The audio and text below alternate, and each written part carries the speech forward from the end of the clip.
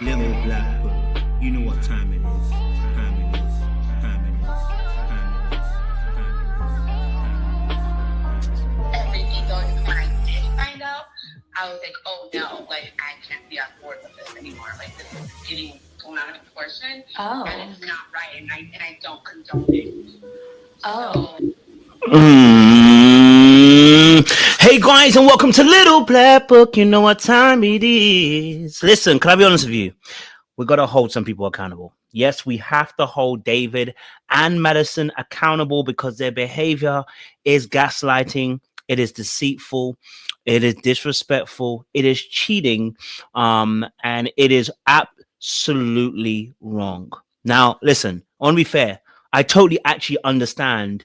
Specifically, I understand more with David because, of course, he's been rejected the whole entire time. Madisson hasn't had that same perspective in her relationship, but I still understand why they decided to go with each other. But because they have decided to be in a marriage, they should have at least been honest with their partners and told them, "I don't want to be in this relationship no more, and I'm looking to leave it." Instead, they've chosen to cheat, which, again, like I always say, we can understand, but that doesn't mean that we can't hold you accountable. Now, I want to be very honest and very true.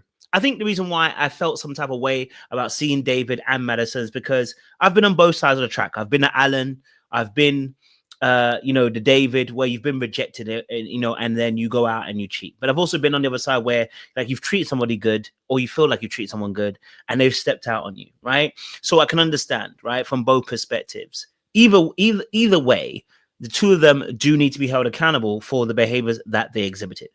But it's really interesting. I put this title on because me and Sean were going back and forth behind the scenes, and he'll come up in a few minutes because, the men are going to have a conversation today. And he'll come up and we'll discuss this. But he was talking about, it felt like obviously David is a salesman, and David sold Madisson into slavery of being a cheater with David. I want to say this first and foremost. No one sells anybody into cheating. If you cheated, it's because you wanted to cheat. You know what I'm saying to you, right? That's the whole point. You wanted to cheat. Again, I've been on both sides of the track, and the reality of the situation is it is a lack of patience, and the damage that gets done is your integrity, and it's actually your trust. So for me personally, I know this in and out very, very well, that your integrity and your trust always gets broken, and that impacts how you trust people in the future. So whilst, again, I do fully understand, and I have a more empathetic and sympathetic perspective when it comes to David and Madisson.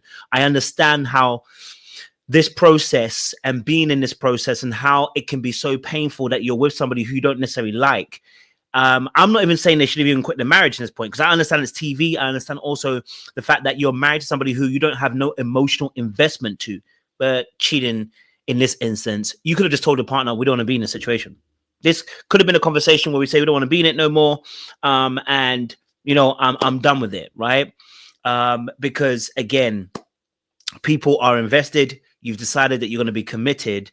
And unfortunately, you've stepped outside of that commitment. Okay. So it is a lack of integrity. It is a lack of boundaries oftentimes as well, and a lack of patience, right? And a lack of obviously integrity to do things right. I've been there myself, so I'm not slamming them, but I am saying that they're going to have to be accountable. And that's something that they're going to have to work out as well later on down the line. There's going to have to be a series of conversations of honesty about why we got to this particular point.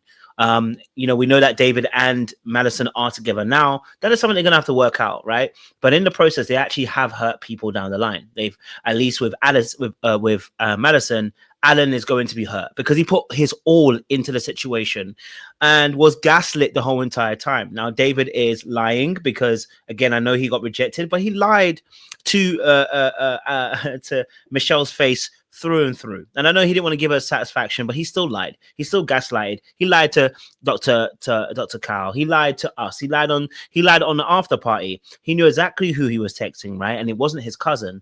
And then he threw his cousin involved in the situation, right? His cousin then gets involved and then throws him underneath the bus as well, because of course, if you are lying and, maybe it's unsolicited to a point, your cousin doesn't want to be a part of that, right?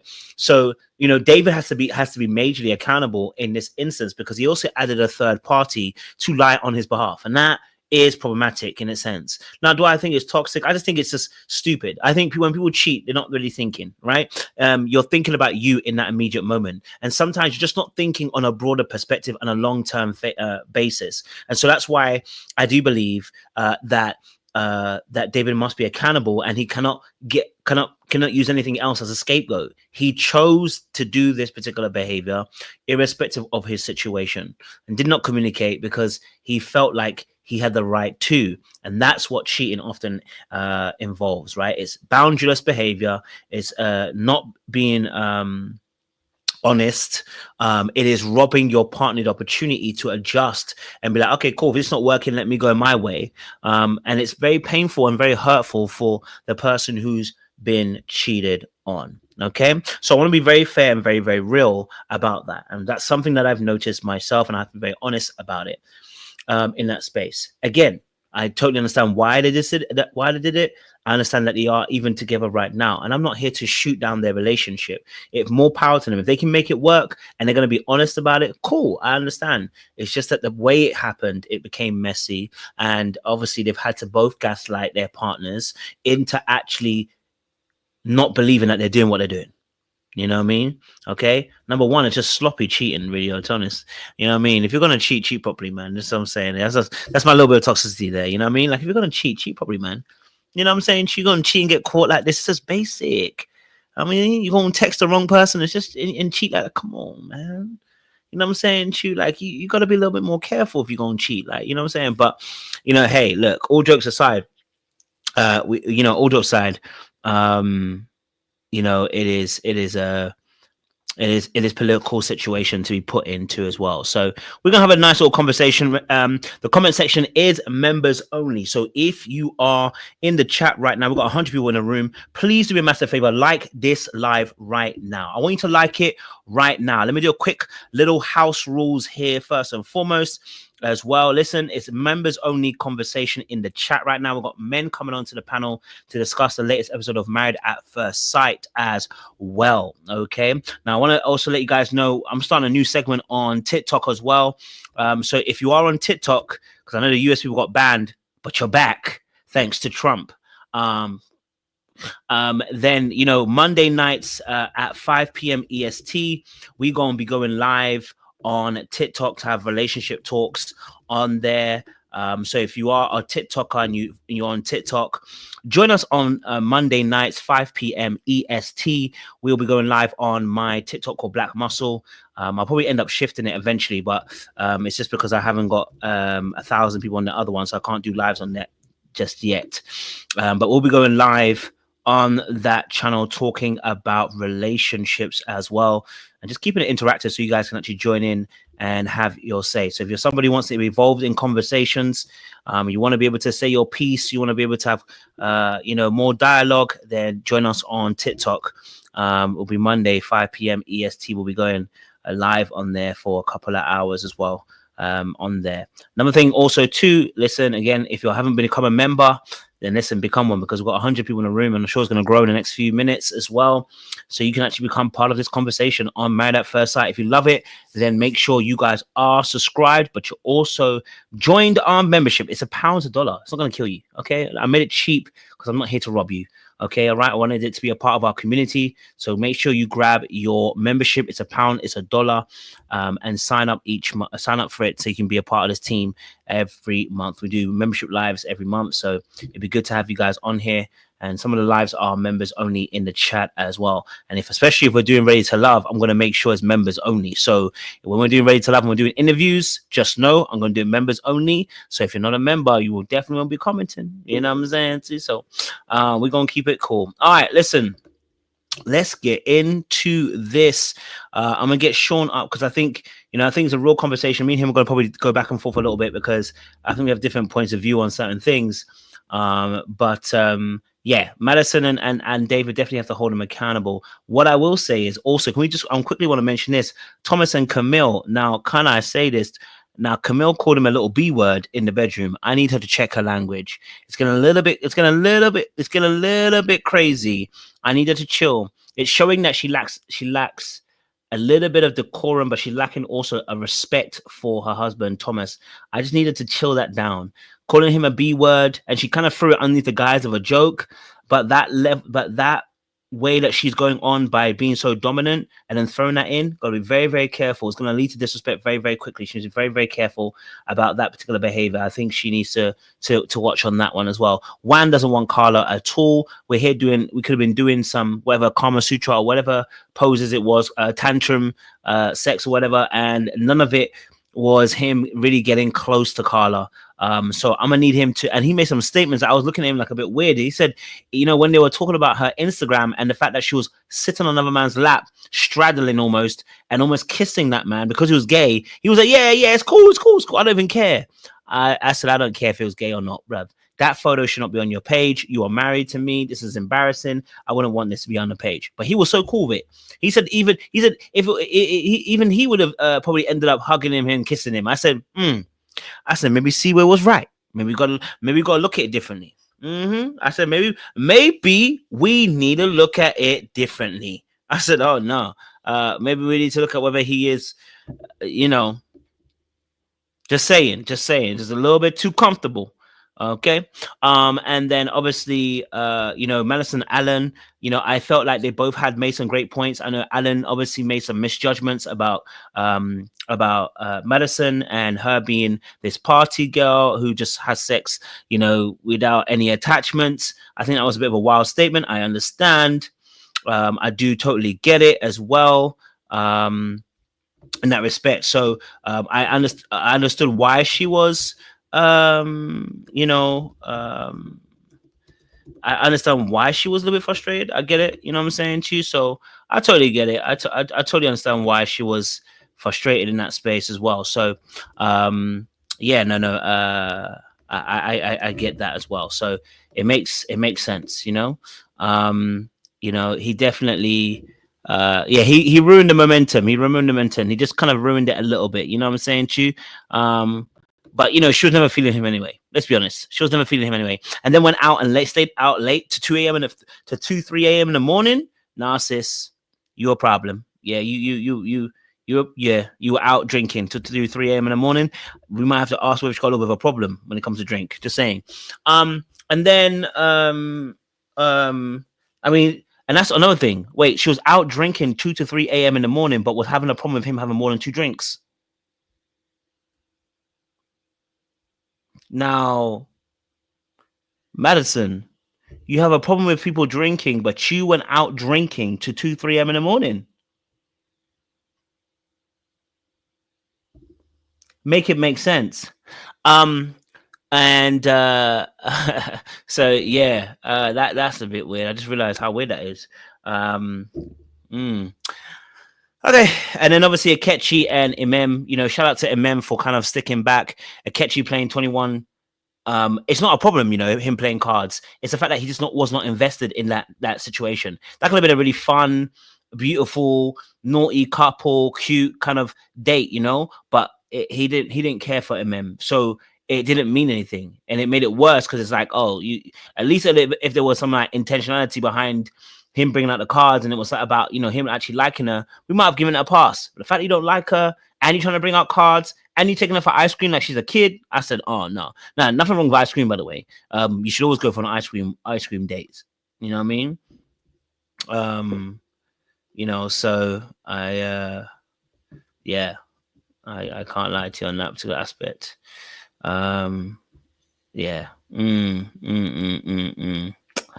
Anyway, I'm gonna get Sean on as well. Let's get into this conversation and talk about some stuff on this episode, especially David and Madisson as well. All right, Master. What are you telling? Hello, good sir. Can you hear me? I can indeed. What are you saying, bro? Yes. Yeah. I'm ready to continue our debate, our spirited debate that started in the chat. I'm ready. I just wish I wasn't running around, but listen, I'll make time. I'm good. Yeah, we was running it up the back, boy. We was tussling a little bit, you know what I mean? It was good for the spirit. I can't lie to you. So from your perspective, obviously, this before we get into that little bit of a tussle, obviously, like, how did you view this David and Madison situation? Because obviously, you know, we got a bit more information. We saw that obviously the cousin got involved as well, and you know, Michelle clearly was excited by the fact that she caught David as well. So, what was your kind of perspective? How did you see the situation?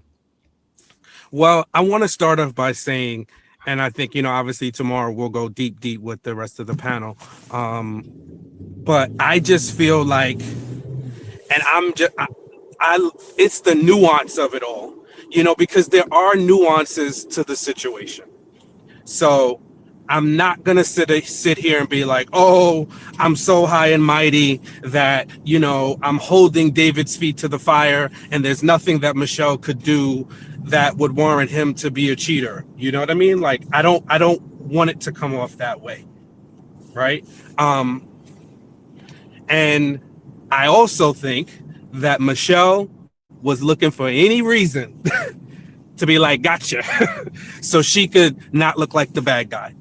So all those things I want to acknowledge up front. Now, David, and you know, I've been having my foot on his neck since the beginning. I don't like people that are liars. And for me, it's more about your character. And that's why my opinion, not just of him, but of this situation, is that he's a liar. And I really don't feel like he's so long suffering, because he started something with somebody else when he felt rejected. And I think that is his go-to instinct. When you feel like you're not getting what you want, you pivot and you move on to somebody else. And I think that's what happened with him and Michelle. He saw the signs, he read the room, that he was never going to be enough, that everything about him wasn't measuring up. All the things he tried to sell to her, how he's going to have an apartment, how he's going to have a promotion, how he's going to have all these things, she wasn't buying it because she doesn't simply like him, right? Her delivery is horrible. She's very mean. The way she went about it, not good. But the way he tried to cover this up is horrific. It's like, bro, do better.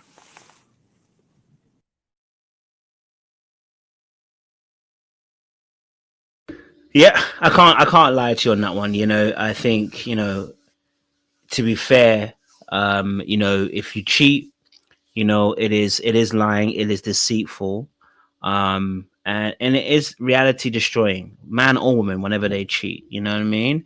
And that's why I think the smoke must go to both of them. I would say, I would even cease to say that due to the information we know, I think Madison deserves a little bit more smoke. She actually had somebody that actually liked her, but either way, that both parties should have been honest and upfront with their partners, and that is where the deceit is, and where the gaslighting is, and where the destruction of the man, anybody's mental, is going to take place, because they may believe. I mean, of course, Michelle doesn't believe anything, but at least with Alan, he really thought that there could have been something between himself and Madison in that respect.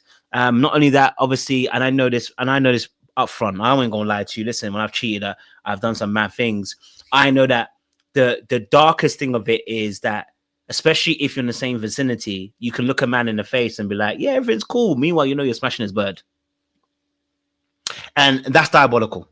It just is what it is. You know what I'm saying to you? It is what it is, but it's diabolical. It's scary.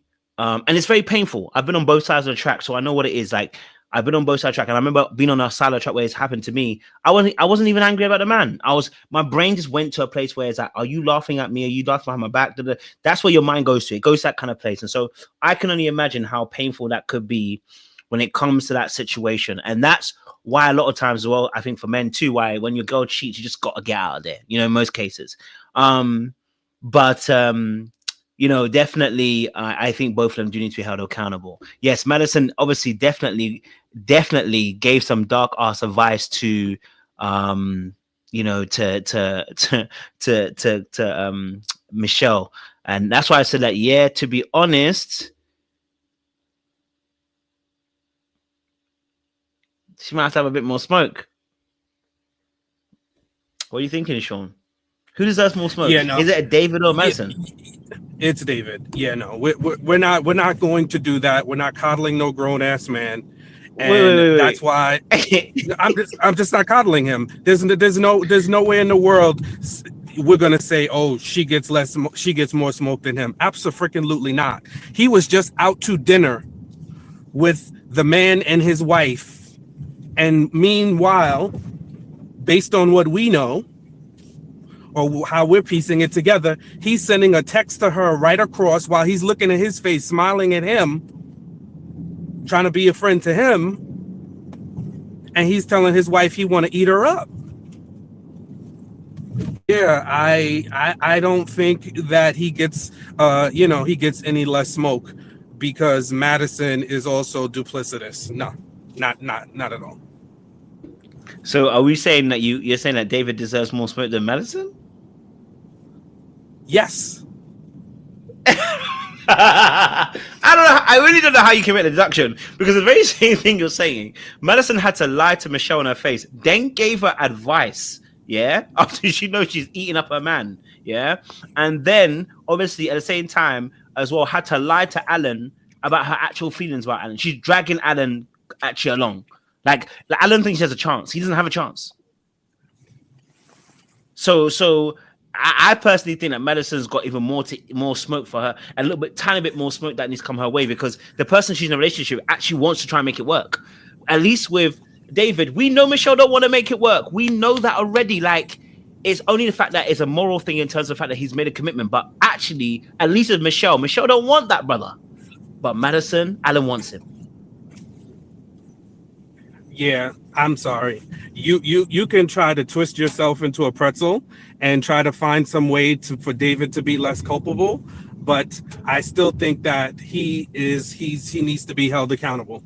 You know, if you want to make them equally responsible, sure, I'll buy that, but I'm definitely not saying Michelle gets, Madison rather gets more smoke than David does. No, he lied. Then he tried to throw his cousin under the bus, with a poor lie, and then you're going to try to get your cousin involved. You have no character. And that tells me the cousin is probably sick of his ish because she wouldn't even cover for him. She's like, I don't want any parts of this. I told him, don't put me into this. So he couldn't even find somebody else to lie for him. And he trying to put his cousin into it. And she was like, nah, I'm not doing it. That's horrible. If you don't even you don't even have somebody that's willing to cover for you, that means you've been up to a lot of stuff.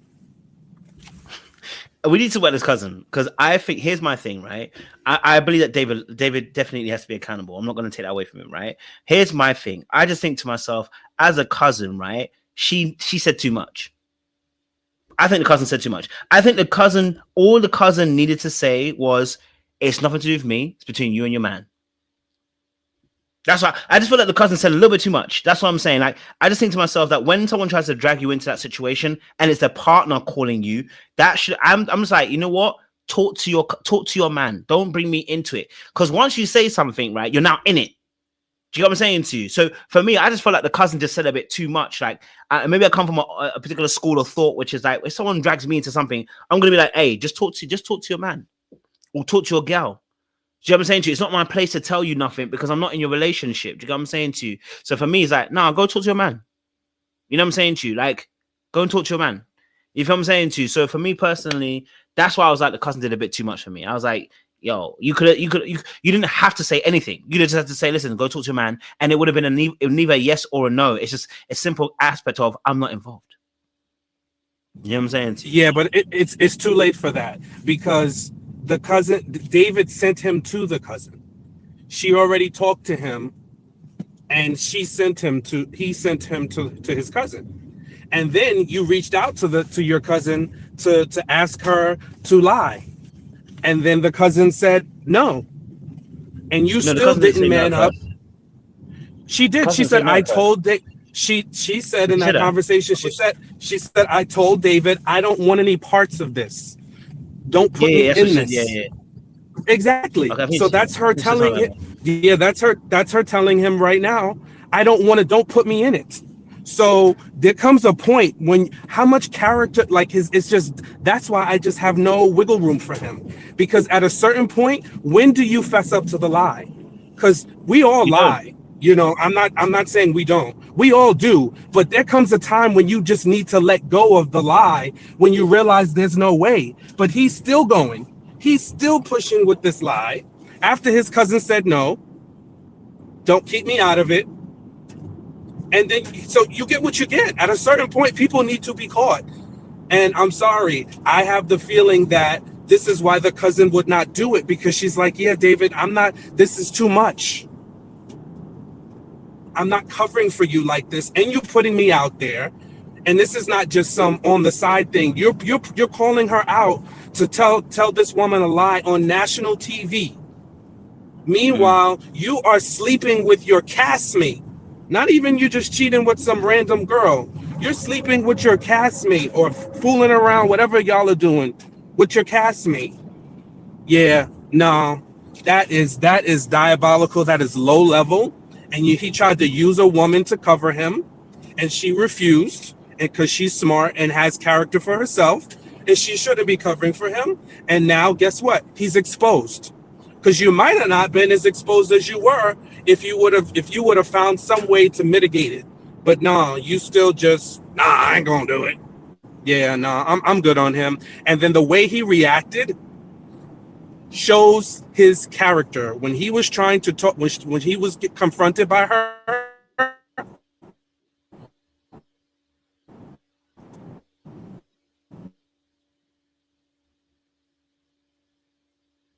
showed his true character. Oh, they took him. The enemy took him out.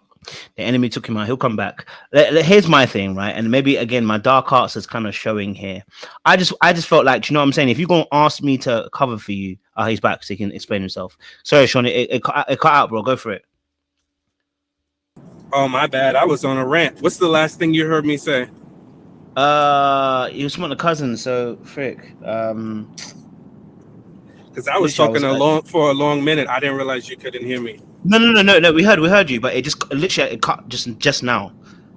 Okay. Yeah, no, I was just saying, like, the mere fact that he couldn't find a way to fess up to it, and also his reactions, just his whole temperament when he was having the conversation with Michelle and being confronted. I just think he's exposed, because he just gave us the impression as we're watching, like, he's this guy, he's really been trying this whole time, and she's just dogging him out. Yeah, I feel like it's a facade. Like, he gave a facade of he's just this nice guy that's been trying to give it a go, but really he's just been working behind the scenes with somebody else. Hey, I'm gonna say I think he was quite noble. I'm gonna say why he's noble. I think it was noble because I think he had good intentions, and I think the problem is that he's a bad liar, and that's just the problem. That's just what it is. He's a very bad liar. Because it hadn't been me, it wouldn't have been get to this point. You know what I'm saying to you? It has to be God that's gonna expose me. You know what I'm saying to you? But I'm gonna say this, right? He's a bad liar, because I also understand the fact that the reason why he was actually lying is because of the fact that he was covering not to expose Madisson. Do you know what I'm saying to you? Like, sometimes you can do something, right? And all you're thinking about is, if it was just me, I don't mind being exposed. But because it affects the other person, right? I don't want them to be exposed in that way, because I'm trying to cover for them. So I also understand why he wanted to continue to lie onwards, because he felt like, you know what, if I don't, it's going to expose her. Like, it's not a solo sin. That's the problem. It's like, it's not like I've done something solo and I'm going to be exposed. Because if I'm going to be exposed, then maybe I can handle it. But because I'm now having to say this because it might expose the other person, problem. Now, the biggest issue here, first and foremost, is that when he said that text, he's a bad liar. You know what I mean? He's a bad liar. He's a bad liar, because it should have never got to this point.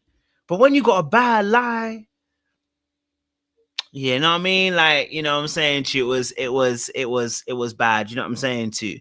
But in all fairness, you know what I'm saying, I can understand how tricky it could have got. Do you know what I'm saying to you? I'm not saying I agree with this behavior, and it's not great. It's not right. And at the end of the day, you're absolutely right? This is an integrity issue. It's a boundary issue. Do I think it's evil? No. If I'm honest with you, I don't think it's evil. I don't think any of them are evil. And I'm not saying you're saying that, Sean, by the way. I don't think any of them are evil. I think when you start lying, you have to use other lies to make it a bigger lie. That's the whole point. You know what I'm saying? Like, when you lie, to keep the lie up, you have to lie more. And that's just essentially why you don't want to lie. Like, you know what I mean? Because it catches up with you, and it can happen. You know what I mean? That's what I'm saying. The cheating thing can happen. And so when you get caught up in it, that's why it becomes problematic, because you have to expand the lie further and further, because once people start finding out and people start knowing, it's problematic. Now, the same critique I'm going to label at David in terms of being a gaslighter and a liar is the same thing we have to label with Madisson, right? The only difference is she didn't bring the cousin in, but the same lie, she stood in Alan's face and lied to him. She knew what she was doing. She knew that the text was for her. She could have easily told Michelle there and then, look, my bad. Look, do you know what? It was texting me. And do you know what? She could come out clean if she wanted to, but you know what it is? A lot of people are not going to come out because they feel shame, they're afraid, and they don't want their sin to come out. You know what I'm saying to you? So, we've got a whole bunch of liars on the team. You know what I'm saying to you? Both are good sis here and a good sis here and David. And I just think to myself, had he not told a bad lie, we wouldn't be here. Okay, would have been at the end of the season, probably hearing about the rumors of them two together. But he's a bad liar. I'm just gonna be honest with you. He's a bad liar, and it caused more issues. You know what I'm saying to you? If you're gonna do something, man, count the cost, man. You know what I'm saying to you? It was problematic in that sense, and I definitely hear about the cousin. I mean, look, like I said, obviously for me personally, I would have said, don't bring me in it. But I also understand that the cousin, felt like she was being dropped in it. And if she's already said that she realized, maybe she realized that what it was and thought to herself, okay, this for her, she can't do it. Me personally, if you call me up and ask me questions and your person, I'm not about to tell you what it is. Like, I'm gonna say, listen, talk to your husband. And because, you know what I'm saying to you, like, I think this is something that is a bit tight in this particular instance, but I understand the perspective as well. But like I said, I wouldn't want to be put in that position anyway. If I'm the cousin, I wouldn't want you to put me in a position where I'm having to lie for you about cheating. Yeah, I don't want to be put in that position. So I do understand the cousin, and I was being a bit facetious and trying to drag something, but I understand what the cousin might have felt like for her. It was in that place as well. So yeah, I definitely hear that. You know what I'm saying? It's tight, man. This whole situation. Yeah, David been lying. Just like he lied about that apartment being more than what it was. He lies, I think he is comfortable misrepresenting the truth.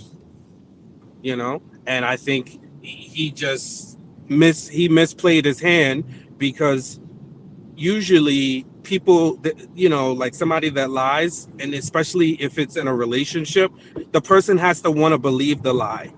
They have to want to believe the lie. They have to want to believe you. Michelle doesn't want to believe him. Michelle, this is good for her, because this just confirms everything. It just gives her everything that she's already wanted, which is an out of a relationship with him. She wants out. So I'm not sure whether it was arrogance, less than smartness. I don't know what to call it, but for him to try to sell this lie to her and then get his cousin involved, talk to the cousin said no, and then you're still going to just leave it hanging in the balance. This is not somebody that is a wise steward of things. You just move through life very haphazardly, because you're not trying to do any damage control. You're not trying to cover yourself. You're not trying to fix it. You're just going to let it implode, and that's it. I think that's just a bad line, though. It's more than bad lying, because you're just not just a bad liar, right? As we all know, it's more than that.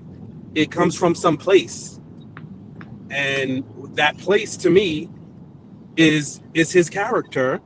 And it is how he operates and moves around in relationships. I mean, it's irresponsibly. And I again, you know, I get what you're saying. I think again, I think it's just again, this whole situation started off with a very. First of all, you shouldn't be cheating anyway. You know, first and foremost, like you shouldn't be cheating anyway, right? But it's just a bad lie, because the whole point of that situation is the reason why it's got to this point. It wasn't because Madisson sent a text, because he sent a text. That's the problem. We would not know about this. This would not be an issue had he actually put in a good lie. I know, and I know it sounds mad. He first of all shouldn't be cheating in the first place, right? You shouldn't be cheating in the first place. But had he had a good lie, this wouldn't be happening. Had he gone, yeah, of course the text was for you. You know what I'm saying to you? I was trying to test it to see if you were, you know, if you're feeling me or not. She would have had no room to go anywhere.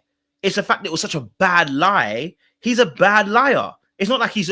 I don't see him as somebody who's being conniving and wanting to put his cousin into a situation and make her lie. Like he's a bad liar, which then issues more bad lies because he's trying not to get caught. He's a bad liar, and anybody who do those kind of things are bad liars. You know that's the carnage you're going to ensue because you're a bad liar. You know what I'm saying to you? Like that's why Madisson didn't. That's why it wasn't Madisson that got them into trouble. It was him. You know what I'm saying to you? Like, yeah, I don't, you know what I mean? That's yeah, I don't, and this is my point. He didn't just become a bad liar, right? It's circumstances that led up to that. And I think, and this is why I get on him about living in his parents' house, is because when you're coddled like that, when you're coddled to that degree, you're just so used to people covering for you, so used to people cleaning up your messes, and you don't grow up. And I think that's what David's issue is. He hasn't grown up. And he's still, because at some point, you have to face the facts. You know what I mean? He's still not facing the facts. Like, at what point do you let go? Because as many times as I've gotten in trouble, right, with my parents, and they'll be like, just tell me the truth.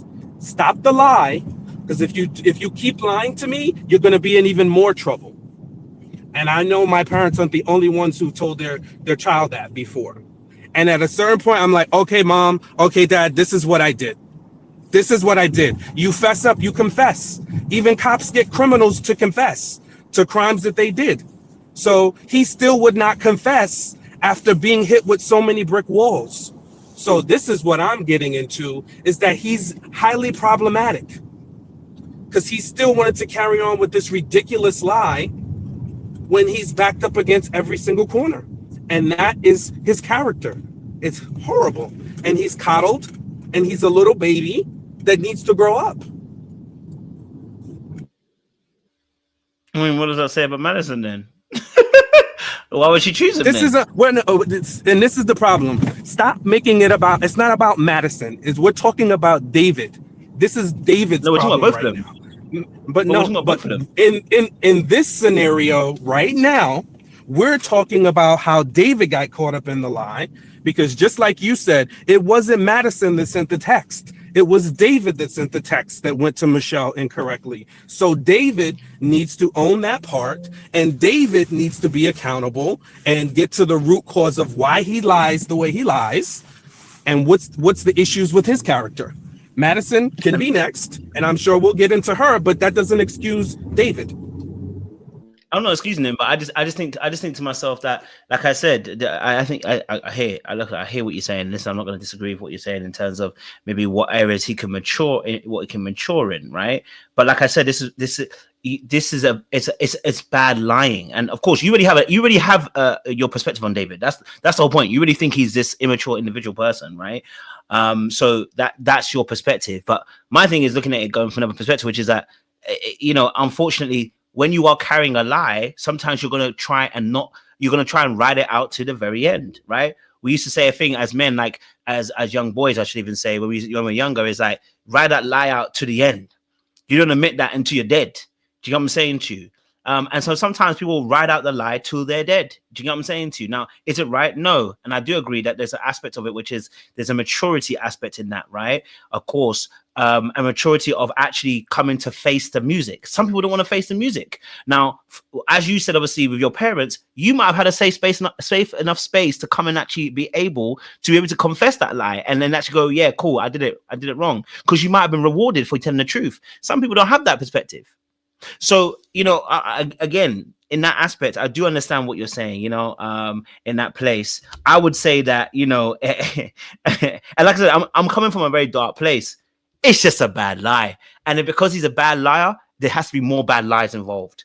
That's why he's riding it to the end. So you're seeing it as a lack of a maturity, man. I'm saying to you that I think there's more people that lie like this, but you just never would see it like that, because in reality, they're better liars than he is. You know what I'm saying? Like, Madison's a better liar. That's why it comes. That's why she can cry and be like, "Oh my God," like he, but she's a better liar.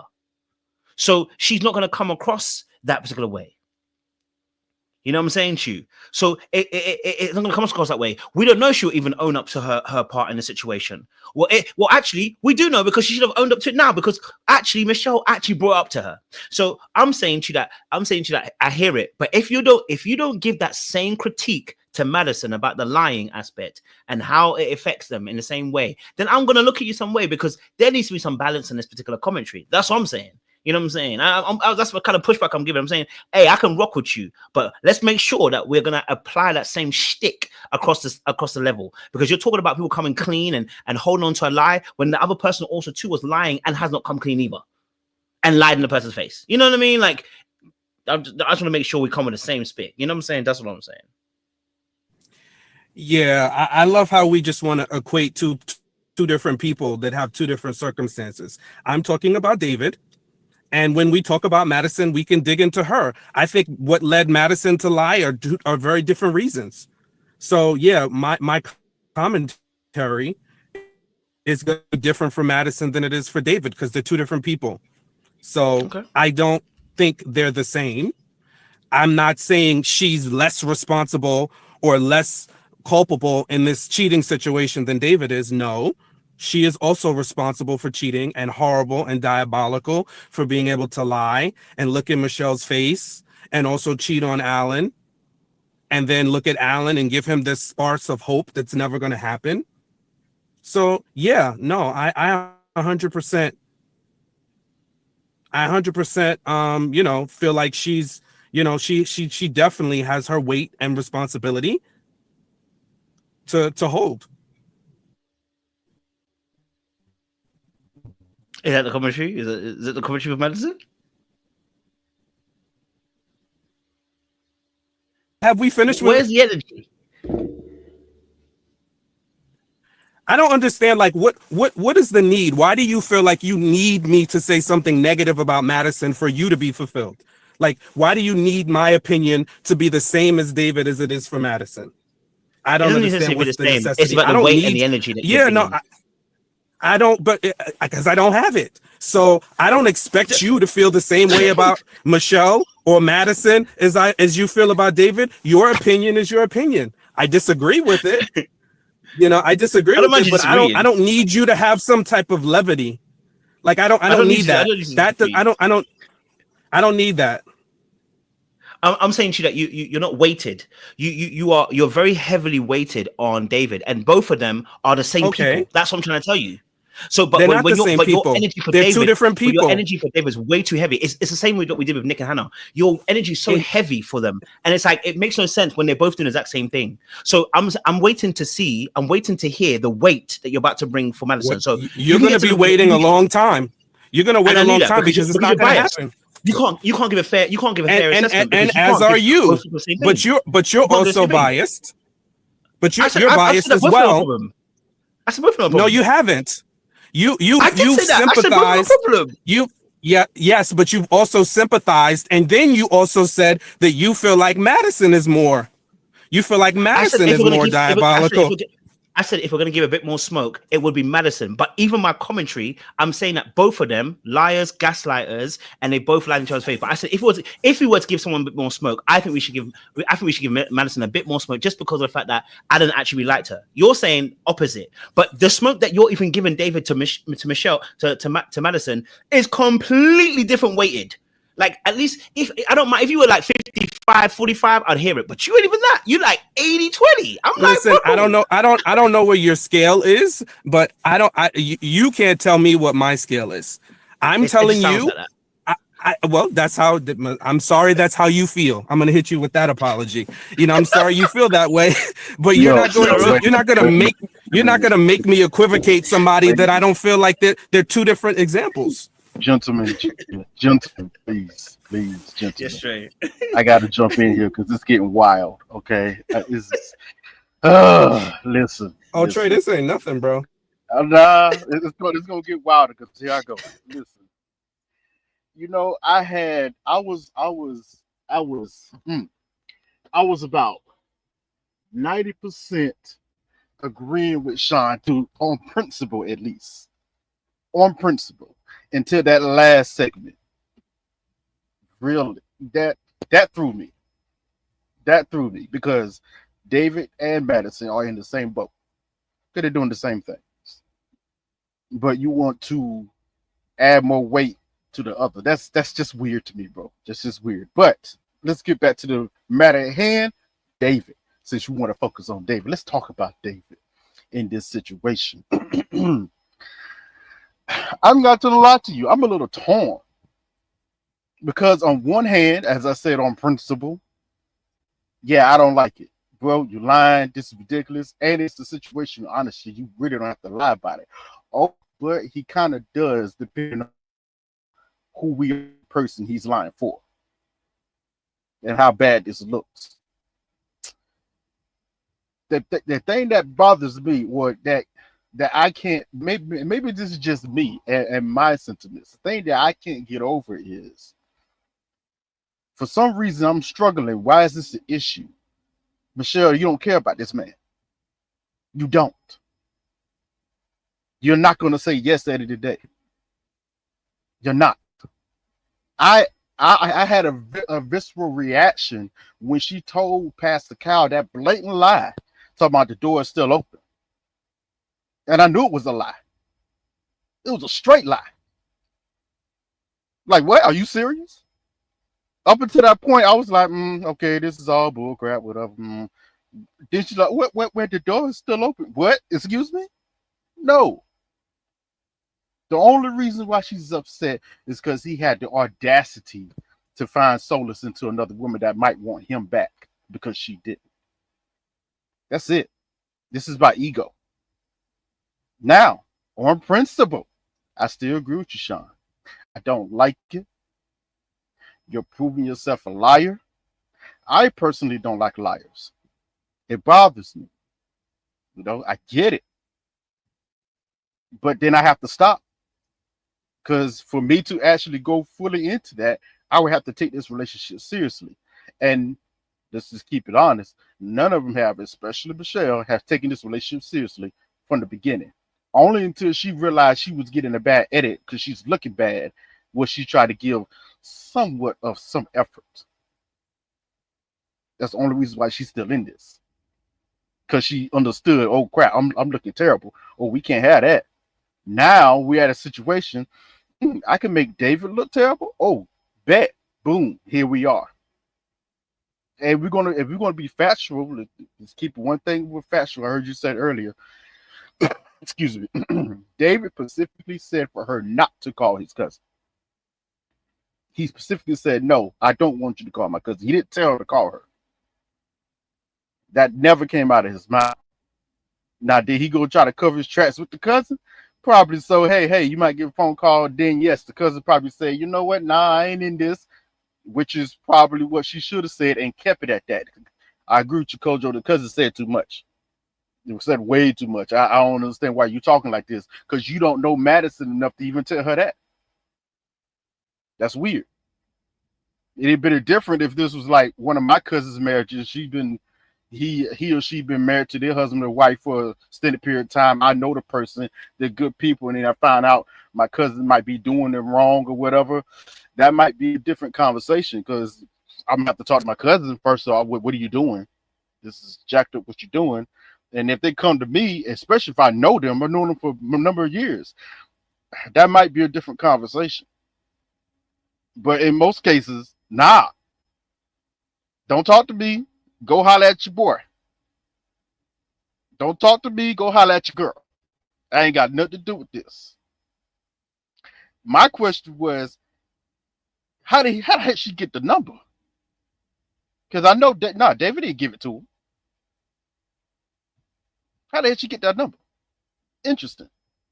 This sounds like a setup to me.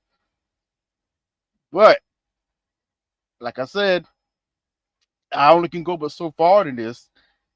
The only problem that I have with all of this is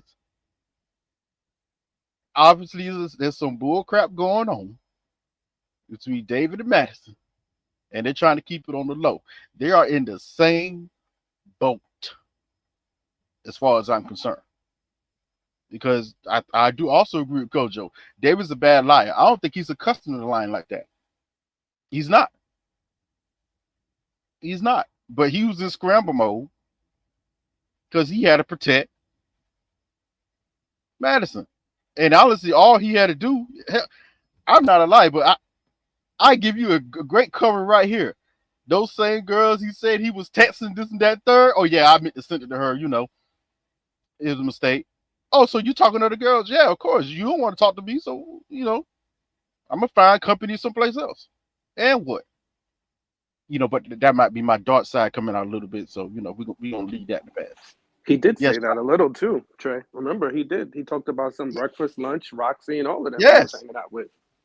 That's why we're saying it's a bad lie. He don't know how to lie good. He's not accustomed to it because he could have easily equated that text to one of them.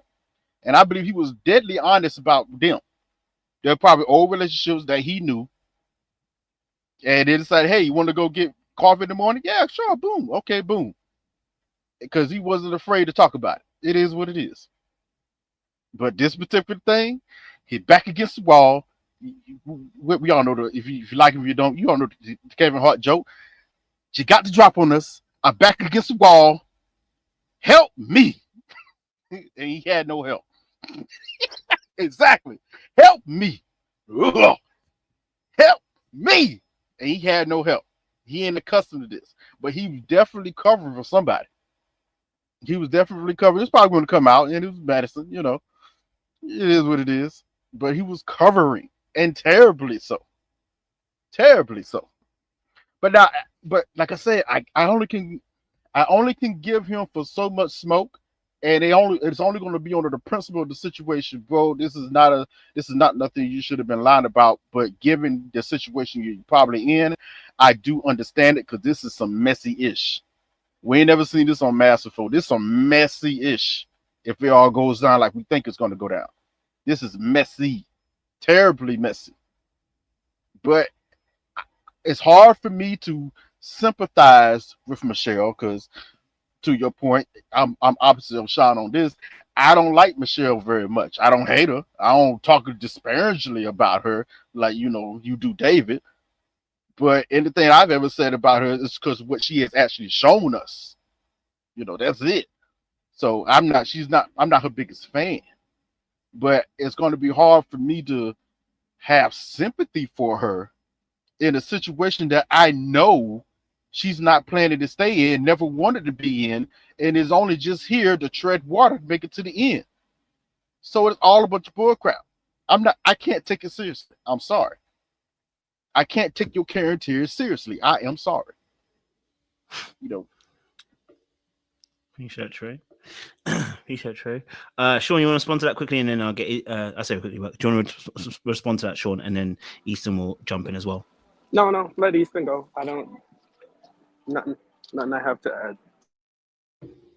Appreciate it, Sean. Easton, welcome to the conversation. It's a mandem today. Hey, don't say something wild that's gonna make me join Sean's side. That's what I'm trying to say.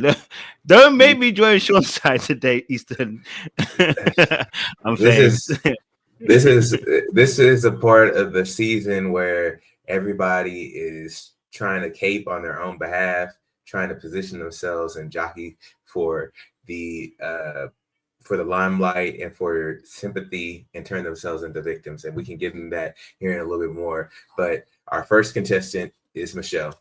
And Michelle is doing this by really spinning the plates as if she really cares about David. Well, actually, I'll take that back. She does care. She didn't care about David beforehand because he was scum between her toes for the longest. But the problem is when scum between your toes ends up making you look like a fool, that's when people get upset. So the fact is like, oh, he's cheating on me. Like, I don't even want him. But I think that she enjoys having the access, but not really wanting him that much. Neither here nor there. David is a terrible liar, a god awful liar, one of the worst liars I know. And as somebody who's not a very good liar, I think I could put together a little bit better alibi and story than my cousin and this and that. And his cousin she can't be trusted. She folded like a lawn chair. Man, that girl folded like a lawn chair. She's told all that man's business, didn't even put up any type of fight. It was no question. It was just like, yep, he did it, girl, and I don't like that, and I don't appreciate it, and I don't support it. I said, now y'all supposed to be Puerto Rican. Y'all supposed to be he talking about his family like La Familia. Like this is like he's old Dom off of Fast and Furious. Family. You would have thought that they would go to the grave on the behalf of David, but she didn't do that at all. She folded. She told Michelle all the facts. I can't wait for Madisson or Michelle to figure out it is Madisson. But David, hold you accountable. You shouldn't lie. You shouldn't have lied.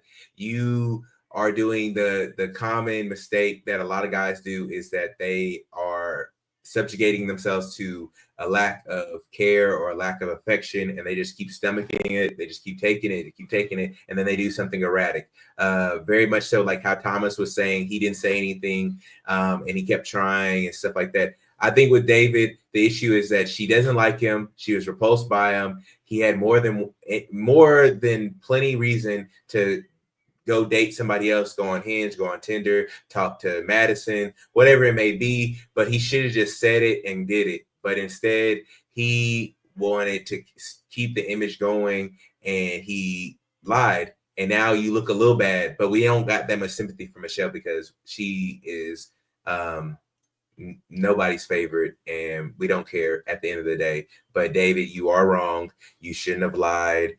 Michelle, you're just mad because the scum between your toes found somebody or found a couple people that might like him, and now you left with nobody. And so you're just trying to turn this into, oh, poor me type of situation. But that's just my take. Jump back in, Sean. Go for it.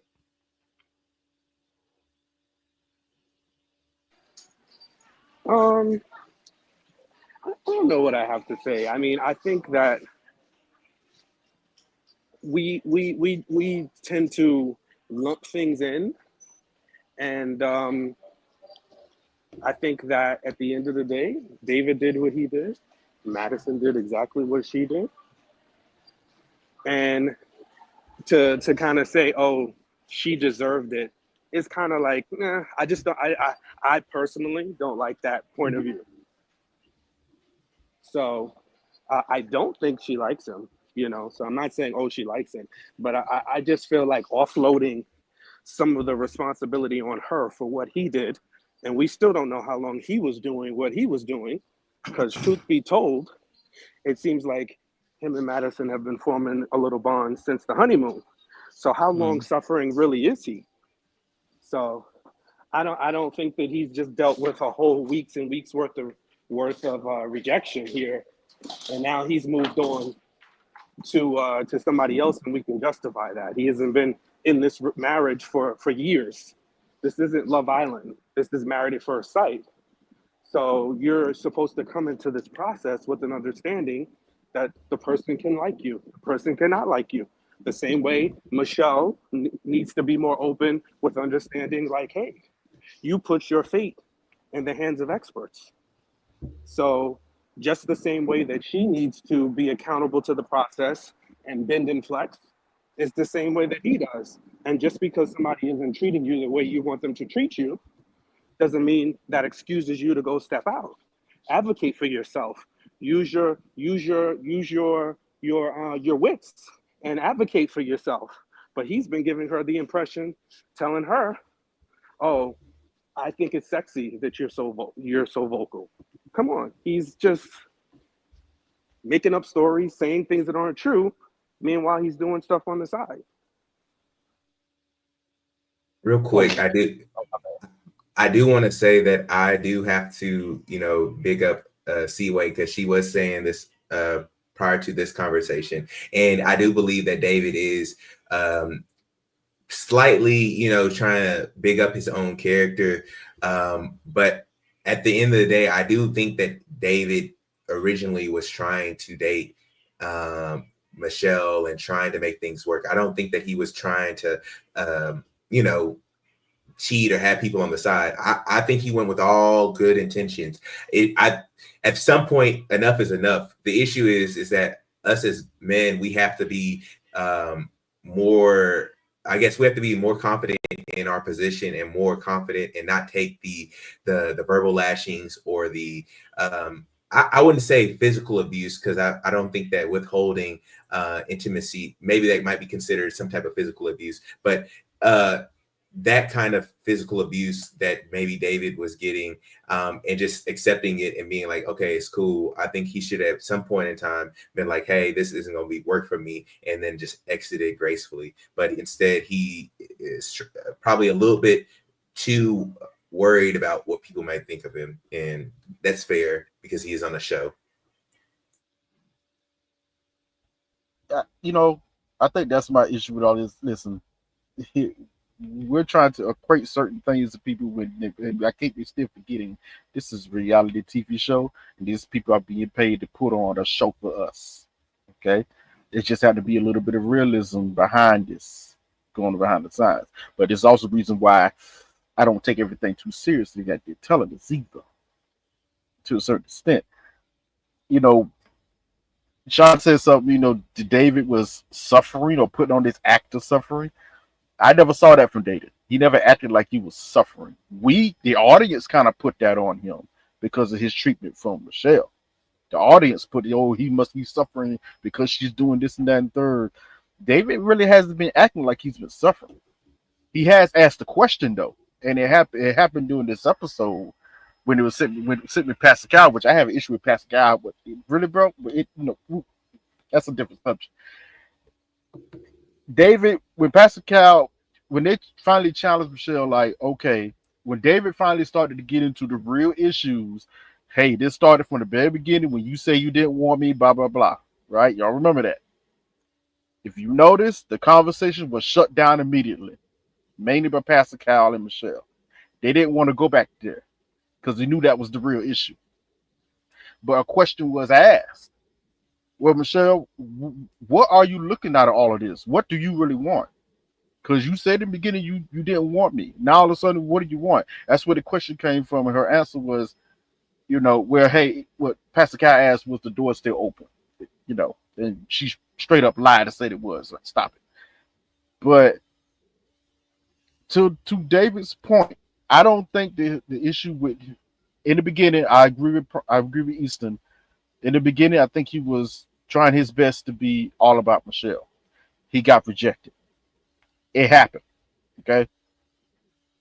I think he realized what was up after that. He said, okay, probably after that first or second week, he was like, okay, this ain't going nowhere. He see it, we see it. He's asking the question, if we all know why this is not going anywhere, why aren't you admitting it, Michelle? Which has always been our question each week. You don't like this man. We know this. Why are you still here? Why? We can ask David that same question, of course. But I think everybody is going to be the same answer for this. This is a TV show. Y'all have obligations. That's the real reason why you still here.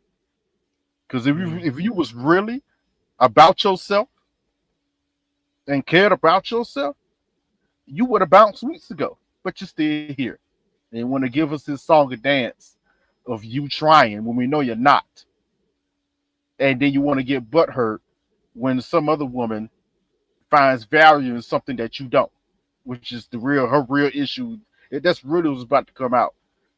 Whether we like it or not, some other woman has found value in something that she does not see value in, and that is going to bother her greatly.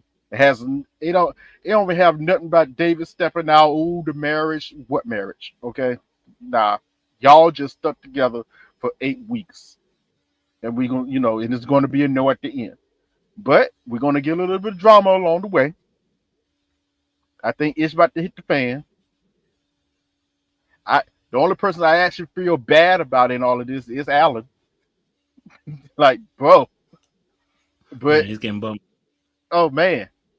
But I don't think Alan's stupid either. I think he's seeing some of the tea leaves. Mm-hmm. He's seeing some of the tea leaves. A part of him just doesn't want to believe it. I'm turning on But Alan. he's seeing it. He sees it though, but I think a part of him just doesn't want to believe it. And I can understand that. You try to think the best of people. You try. You're like, nah, you wouldn't do that. Oh, that's crazy. Yeah. He's pre-suffering. He is pre-suffering. That's the right word for it. He's pre-suffering right now. The real suffering is about to begin. Like it's crazy. And that's why I said I feel like, okay, cool. I think David's diabolical for the lie. It's but it's a really clumsy lie. And I don't even think Madison's diabolical. If I'm really honest, I don't even think that. I honestly don't think David and Madison are diabolical. I think they just, unfortunately, they just didn't tell. They just needed to tell the truth to their partners so they can actually exit the situation and continue onwards. Now there may be contractual issues with that. There may be some other aspects of that which will maybe shed some light onto why it's happened the way it's happened. But from what we can see, just watching from the show as aspect, both of these people are liars, right? And if we're talking about David's diabolicalness in terms of bringing his cousin in, the fact that Madison is lying to a man that actually really wants her, like Michelle doesn't want that man, and is lying herself, telling us that the door's still open. The door is shut and been shut for time, and no one can tell us anything else about the fact that we think she's open. No, everybody here believes that she's not open, so she's lying. She's trying to, and we know she's lying because her main concern was, David, you look bad, your reputation. It wasn't about how you're hurting me or how you're making me feel. It was about your reputation, which told me she don't give a heck. She just wants to make him look bad because she knows she looks bad. Now that's fine. So, but aside that, I feel like this is, I don't even think that both of them are really diabolical, but if we were to class it as something, it is diabolical. Do I feel sorry for Alan? Absolutely. I do feel sorry for him. Do you know what I'm saying to you? And it's unfortunate that he's a casualty of the war, because that's essentially what's happened. He's become a casualty of this decision that's been made by Madison and also by David. And it's really easy to dismiss Michelle because she's just rude and disrespectful, it felt like, in some of her comments, right? So it's easy to dismiss. And this is actually, I think, and of course, I'm being a bit more facetious with my commentary today, right? But I think this actually really highlights the difficulty when it comes to relationships when you actually hear someone's story. So, like, if you hear someone just cheated, your first initial thing to say, I can't believe they cheated, then when they tell you the story, right? This goes for both men and women, by the way, right? When you hear the story, you're like, oh, you know what? I judged you, but you know what? I actually understand why you did what you did now. Do you get what I'm saying to you? So sometimes, yes, when we hear the statement of what someone's did, they are diabolical for what they've done. I'm not saying that they're not. And I already told you, listen, if you hear a story about me that I cheated, listen, you probably believe it because I've probably done it. You know what I'm saying to you? But there's a story within that space as to why someone did what they did or why they took the decision that they did. Now, if it's a case of the fact that, you know what, you just cheat because you're a bastard and you just can't stop cheating, yeah, we ain't gonna feel sorry for you. You know what I'm saying to you? Like, we gonna look at you some type of way. Do you know what I'm saying to you? And the mere fact that we obviously know that David and Michelle are, David and Madison are still together. I'm like, oh, okay, well, you know what? Okay, they're still together to this day. Then y'all obviously were at least taking it somewhat seriously. It wasn't just about having sex or anything like that, which was just to get a fling over. Again, that doesn't give them a pass.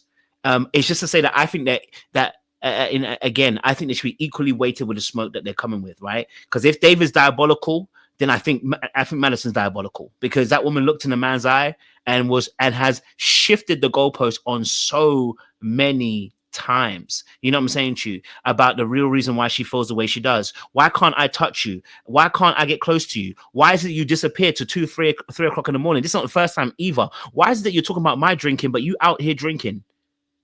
Why is it that you can talk to Michelle and Michelle's telling you about the situation and you go and give her the best advice you can give that girl? I think that's diabolical as much as David is. That's why I was saying that I was giving pushback to Sean. I was like, everybody, if David's diabolical, so is Madison. Because they both have to do the exact same thing. They are liars to everybody else around them. Do you know what I'm saying to you? But I do understand that the perspective where they're coming from. And I think I wouldn't even discredit what Sean was kind of saying about it. It's gaslighting. It's manipulation.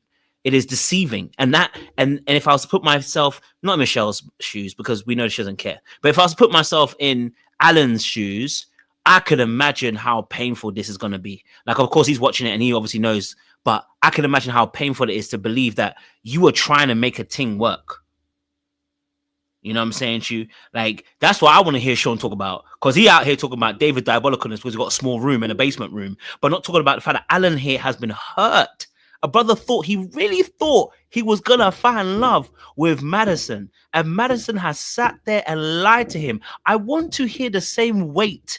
I want to hear the hammer come down the same way he brought it on David, simply because he was in a box room in the basement is why you don't like that brother. Almost like you got big issues with him personal, with his hair or something. I don't know what it is, but you don't want to have that same weight for Madison. That's what I'm confused by. There's a person here who's actually been hurt. Michelle ain't hurt. But Alan's actually hurt by the actions of what Madison's done, and obviously what David has done as well. But we are talking about David in this way as if, he trying to make himself a victim. So that's what I'm like. But Madison's out here playing a perfect role, and she probably by the end of it, if she gets caught, she might play even more of a role. We don't even know what's going to happen. We don't know if she's going to come clean or she's going to play the role of, I just couldn't help myself, and we don't know if she's going to play that role yet. We don't know. So I'm just trying to figure out, because since Sean is the one that's Lieutenant Sergeant number 1 on David's neck, I'm just wondering, is he going to give that same smoke to Madison now? You know what I'm saying? Should we know what smoke you've given to David? Will you be giving Madison the same smoke after she has hurt somebody as well? Is it as diabolical? I want to know from Sean. Now you know Sean got the cape on for 2025. Just stop it. You ain't gonna get it. No, I believe in him. I believe he can see both sides. Sean, I believe you're capable of seeing the both sides and giving a healthy, weighted critique of Madison's behavior. And I'm waiting to hear it as well from you. You can wait. Cue the Superman music. Lord. Cue the Superman music right now. Don't wait on me. I really don't. I don't have a cape on for Madison. Okay, I'm glad you woke up with your antics over here. But I she is definitely a problem. %. She is diabolical. And for Alan, I feel bad for that brother. I really do. And I said it last week and I'll say it again. He should change nothing about himself. Well, maybe he should just choose his words wiser. Because he also stepped into but again, whatever he said is not going to change his fate with Madison. And I think that she is even more invested. And it seems like, hence that you just said it, Kojo, right? Madison and David are still together now.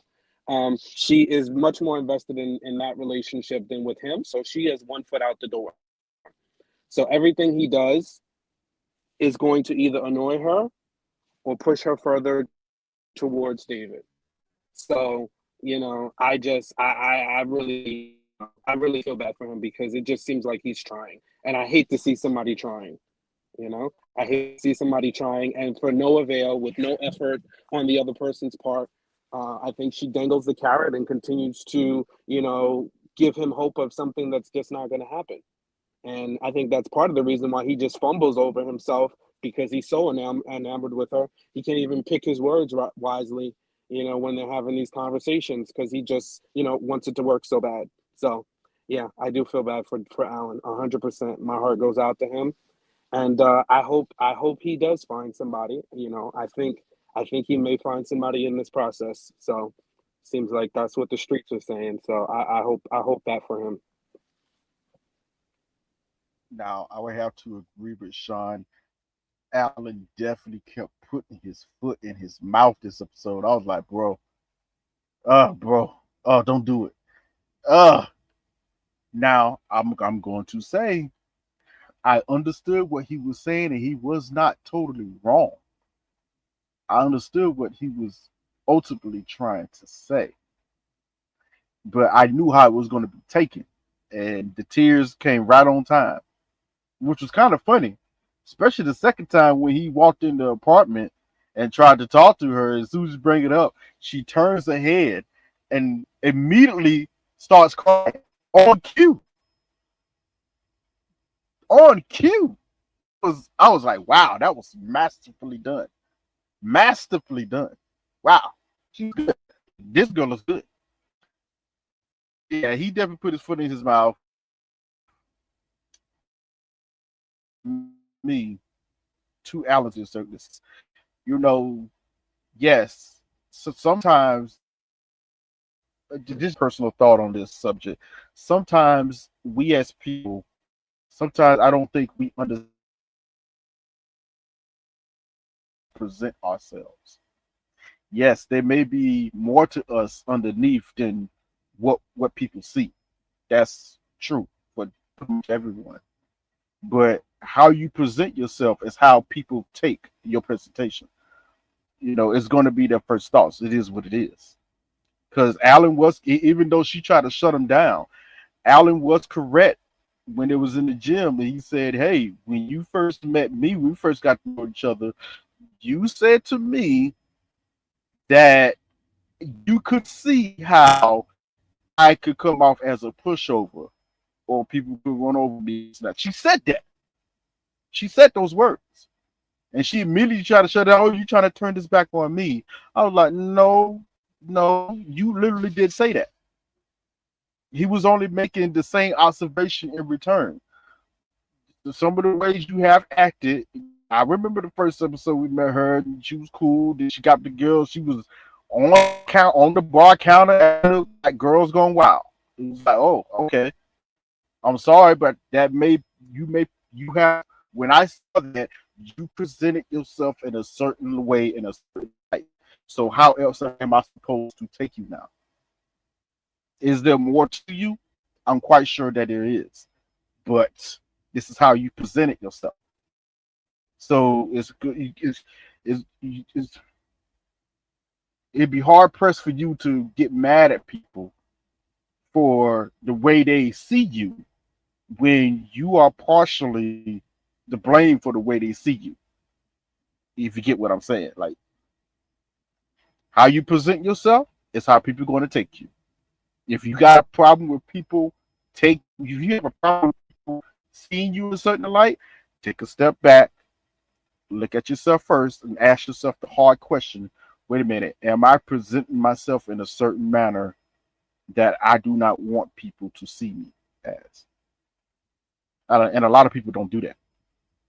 A lot of people don't. I disagree with y'all. I'm putting a lot of onus on my boy Alan. Brother, you's in your 30s. You can let me make sure I get the age correct, because Alan is all of 35. Brother, you can't make that. You can't make this mistake. You can't do this. You are 35 years old, Alan, and she's giving you nothing but no. She's giving you nothing. She's giving you nothing for you to hang your hat on. I do not give Alan any type of sympathy, and I do feel for him in a way, but at some point you have to. You're a man. You don't get to be able to like throw out the victimhood cape and throw out some tears and call it good. That's just not how it is. And brother, she ain't ever gave you no kind of head nod, showed you any type of love. The thing I appreciated about this episode is that they were finally honest with each other. She thought he was a pushover, which is why she's not attracted to him, and that's the biggest thing. Whenever y'all in the earlier episodes with Kojo and in the panels, and I'm saying she needed somebody with a little bit more Trump in them and a little bit more right. I'm basically just joking and tongue in cheek and saying that she wanted somebody who wasn't a pushover, who was a little bit more masculine leaning. And Alan comes across as a pushover. But my boy Alan, he started to get himself together. And this is what I'm the most proud about. He told her how he really felt and how she really is by being a party girl. The real reason why Madisson is, for all intents and purposes, we'll just say she's attractive, or she's above average. She's not an ugly person. So why is she having a hard time finding people? And her family said that she doesn't have a hard time dating people. She said she doesn't have a hard time dating people, but she likes the more metrosexual type.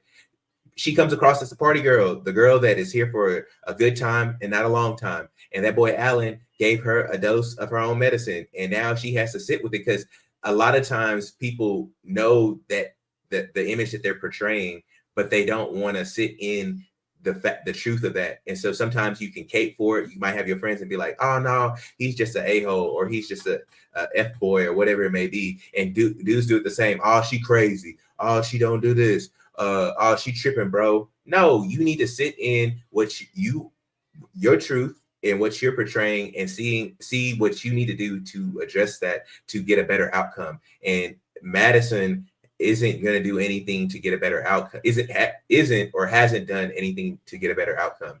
I don't think Alan is a victim for that point, because bro, you are a man, you're 35, you can't hang your victimhood hat on Madisson not being completely truthful. You should have known from the get-go. She wouldn't let you touch her.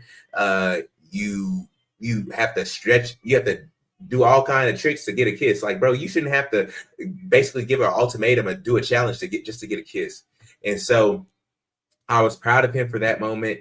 Madisson is just Madisson. I don't think one way or another she's forgettable, but for a bird's eye view, I think this is a very good example and a case study of the nice guy to red pill pipeline that you see so frequently, whether it be on social media or where you see people in real life.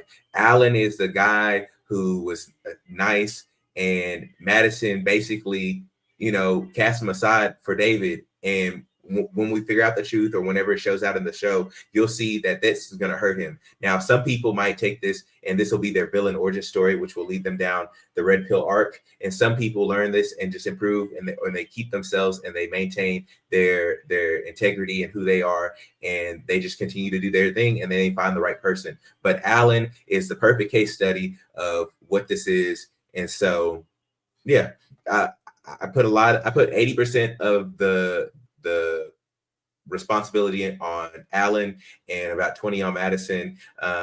I mean, I don't know how Madisson and David's relationship is going so far, or if they're planning on marriage or anything like that. They might be just having a good time enjoying each other's company. But if she doesn't do a lot of internal work, and she's going to continue to be that party girl that she knows that she is.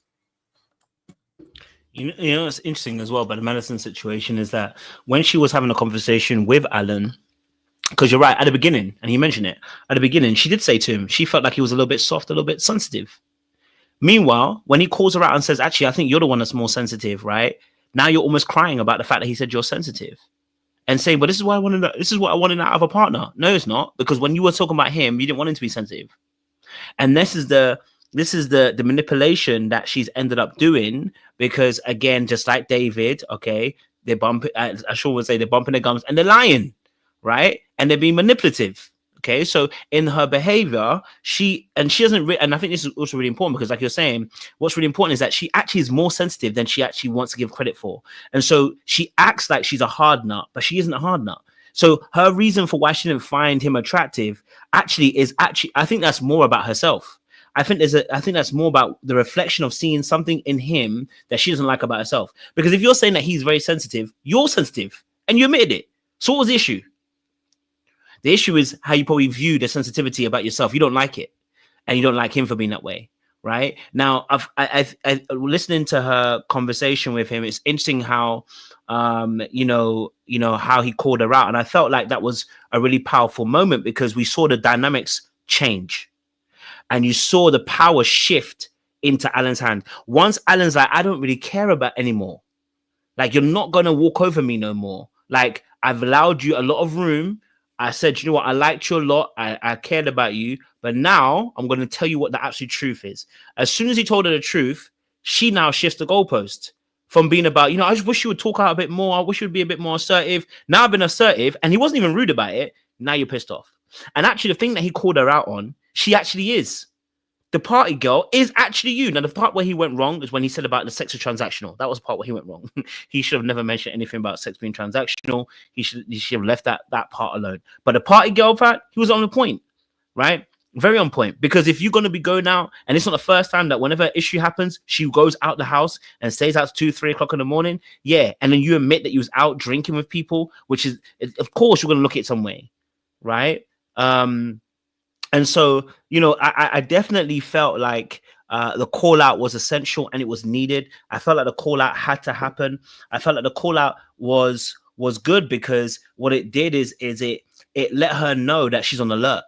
Like, you're not going to keep moving the goalposts, and you use any situation to get emotional because you're trying to see. She's trying to do what Michelle doing, but she can't do it. Okay, she's trying to get the victim aspect, and it's like, you don't need to be a victim in this situation because in reality, right? In reality, you're cheating, and forget the cheating part. Even you are not being honest about how you felt about him. Even if let's say there was no cheating at all, I would still look at Madisson the same way because really and truly, baby, you're not feeling him like that, and it's okay. It's okay. You know what I mean? Like, that's why I have to give Michelle some brownie points. She already at least told David that she ain't want him. So I don't know why she's lying about it later on. But, at least she told him that she ain't really want him like that. But the way she's been saying. But, yeah, so it's something that I felt like with, it's something I felt with, obviously, with Madisson, that I felt like whenever these situations happen, she utilizes those moments to go into the I'm the sad moment, etc. Like, I'm so emotional, I'm hurt by what you done, and almost as if like, maybe I don't know if she held David, held like Alan on a pedestal, whatever, that he has a wrong impression of her. But it's like, baby, he has the right impression. You haven't shown us anything different in what you're really saying. So I can understand why he said one or two things about you. I can understand why he said X, Y, Z. Because for him, he's looking at going, this is what you're actually doing. And you've gaslit him because beforehand situation, you were talking about why you can't, you didn't want to give him a kiss on the lips, you gave him a kiss on the cheek. You talked about how, when he asks for more of that affection, and you you haven't said he was attractive or nice or anything, you was like, well, started making excuses as to why he hadn't said it. So this is why I'm saying these issues, like with Madisson and David, I guess I have a bit more sympathy with David because his partner was awful, and I have less for Madisson because her partner was actually decent. But in the end, both David and Madisson, irrespective, were liars and gaslighters. They lied to their friends. They've lied to their partners, right? And so they both are the same ilk and the same boat. And so it's something they need to look into as well. But yeah, it's my thoughts on. But you know what, Kojo? We got to talk about his dream. That dream Alan had. Man, see, I have to say, I like Alan, but man, as soon as he said it, I went, now see, Alan, and forgive me, gentlemen, for using this word. See, Alan, this is the simp shit that she don't like. This he went simp king right here. I was like, oh, bro, no, don't do this. He should have just stood on what I had a dream. Yeah, he should have just stood on what he stood on at the beginning. He would have been fine, but he did. Oh, I had this dream. I had a dream. I had a dream that you was marrying someone else, and I was watching. I was like, oh my God, Alan, no, Alan, no. That thing hurt me just listening to it. It hurt me. I had my eyes closed. I literally closed my eyes. And I know he's not saying this. He's not saying this. And I heard it. I said, oh my God, no. And then you saw Madison's face. She just started smiling. Like, yeah, I got you right back in pocket. I got you right back in pocket. It was kind of, that was a little sad moment. It was a little sad moment. He was doing great. And then the dream came. See, unfortunately, fellas, I'm all about honesty to the fullest extent, but this, I hate to say this, maybe this is the dark arts coming out. There's some things you just gotta keep it tough, bro. You gotta keep that to yourself. Just nah, because she is not the woman to tell those type of personal secrets to, because she's not going to protect him. And that is always going to be the problem. She is not a person to confide in with these type of feelings. Nah. So yeah, it was a sad moment. He should have just stood on it and just said, "Hey, I know something's up. I can feel something's off." But instead, he wanted to say he had a dream. But again, and also, real quick, Madisson was or is 29, so I could see her, with everybody's extended ages now. I think that the party girl era of her life is she's kind of like long in the tooth. She's kind of pulling the Aaron Rodgers, if you will, a little late in the game for her being the party girl. But I could see her being the party girl because she is one of the she might be the youngest on the cast, or is it Camille? But either way it goes, David or Alan should have been a little bit more, like, I won't say forceful, but he should have told his truth, sat it in and just said, "Hey, I know something's up. Hey, this is your time." He should have pulled a Michelle. That's what he really should have done. And he should have been like, "Hey, what's going on here?" But no, he wanted to beat around the bush and say, "I had a dream." And I don't have a lot of respect for that. But it seems like he's moving in the right direction, because I was proud of him for, calling her out on being a party girl. Well, if you remember, Alan did call her out with how much time she was spending with David weeks ago. So he already called her out on this. He been clocked it. Yeah, he called her out weeks ago about the amount of time she's been spending with David. Madisson spent it by saying, "Oh, Juan hangs out with us too." That was her excuse. It's a group of us. But that only means one thing. Oh, so multiple people know about this? Ain't anybody saying that? Yikes. Yikes. And if multiple dudes know about this, how many, you know what? I'm going to get diabolical.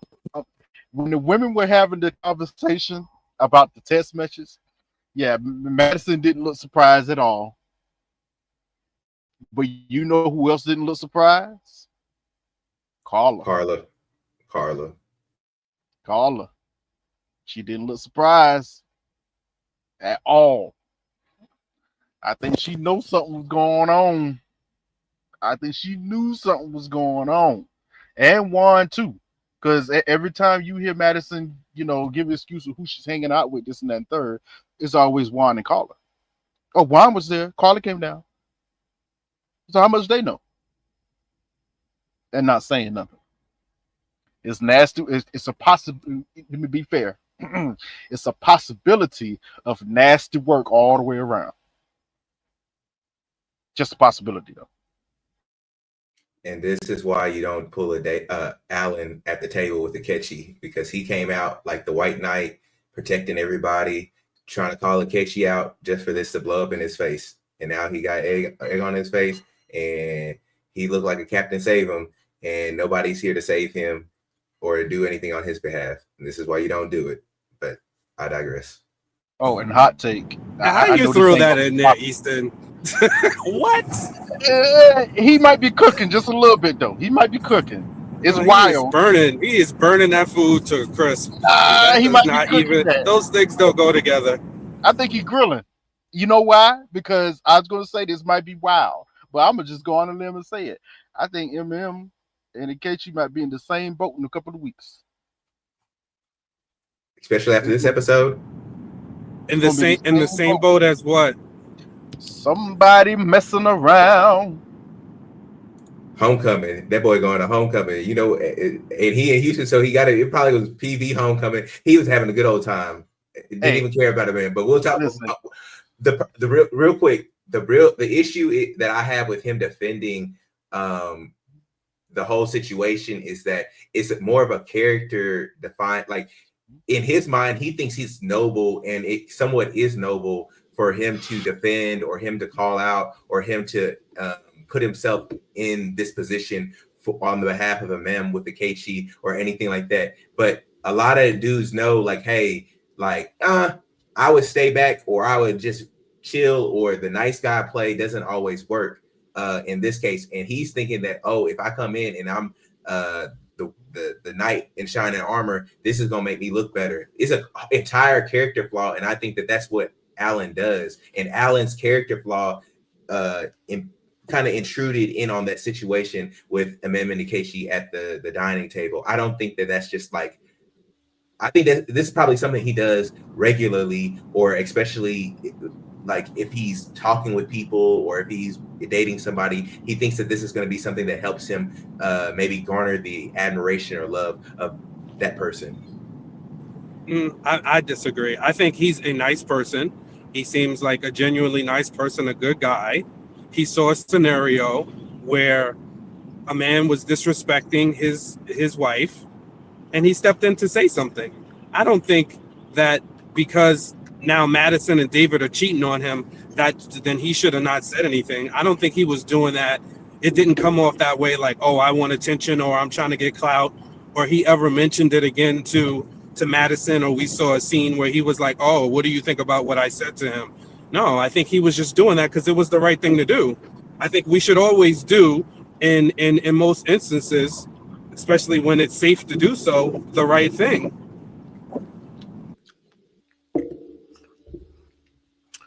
Damn, I didn't know. Microsoft. I was gonna say I don't just mean the Keiichi. The only reason why I'm saying this now is because they've been promoting this preview all season that somebody is going to propose to MM. I'm like, okay, where is this coming from? It better not be a Keiichi, because that'd be crazy wild. Like, excuse me? That'd be a crazy wild. So if it ain't him, who it gonna be? And if that's gonna happen, how long that's been going on? Just questions. Yeah, Well, I think let's deal with one thing at a time. When that happens, we can address that. fair. But from what I understand with that one, that happens in the where are they now? When they go back and revisit where the couples are now, that's when MM's engagement gets brought up. It is quick. I'm not gonna say it's not quick, but that's when it's uncovered. If that's the case, cool, because then it'd be afterwards. I'll be more cool with it, but you just said it, Sean. That's kind of quick. I'm still gonna ask the question, well, how long this been going on? But hey, but yeah. Well, according to Kojo and I guess part of your logic, we got to just give her a whole bunch of grace, because definitely Ike was giving her much more hell than Michelle was giving David. She don't get no grace. Hell on hell. She don't get no grace this episode. I'll give her grace. Okay. All right. I'll give her okay. I give a little bit of grace. Only a little bit. I see regression. I see regression in your future. No. I didn't give grace today. Oh God. I didn't give grace today. Regression. Jesus, Kojo. Why? Now, I will say the only thing about MM, I know Issa's about to go in on it. I would just say this.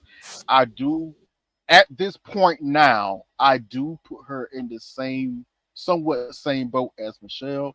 You know you don't want this man. You in so many words are telling the experts you don't want this man because he don't want you for whatever reason.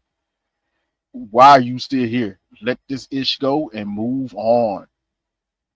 Go live your own life. Don't stop playing these games. Don't you start playing the games like Michelle been doing. Please don't do that. I would be highly disappointed.